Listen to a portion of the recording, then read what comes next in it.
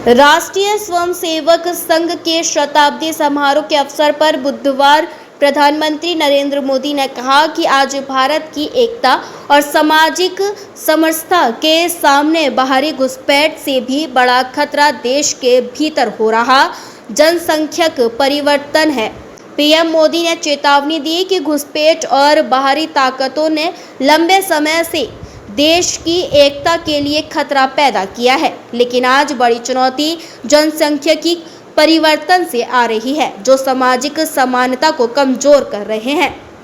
RSS के शताब्दी समारोह को संबोधित करते हुए प्रधानमंत्री ने कहा कि विधिवत में एकता भारत की आत्मा है, लेकिन जाति, भाषा, क्षेत्रवाद और आदिवाद सोच से प्रेरित विभाजन अगर नहीं सुलझाए गए तो राष्ट्र को कमजोर कर सकते हैं।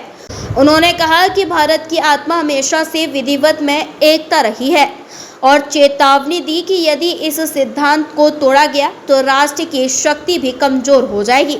इस मूल्य को निरंतर बनाए रखने और मजबूत करने की आवश्यकता पर बल देते हुए उन्होंने कहा कि आज सामाजिक समानता को घुसपैठ से भी ज्यादा जनसंख्यिक परिवर्तन से चुनौती का सामना करना पड़ रहा है।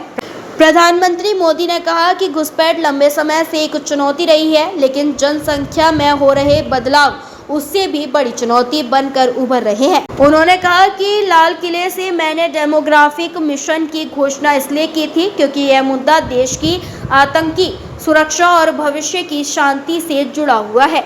मोदी ने कहा कि आरएसएस एक भारत श्रेष्ठ भारत के विचार में विश्वास करता है, हालांकि आज़ादी के बाद इसे राष्ट्रीय मुख्यधारा में शामिल होने से रोकने के प्रयास किए गए। उन्होंने कहा, विविधता में एकता हमेशा से भारत की आत्मा रही है। अगर यह सिद्धांत टूटा तो भारत कमजोर हो जाएगा।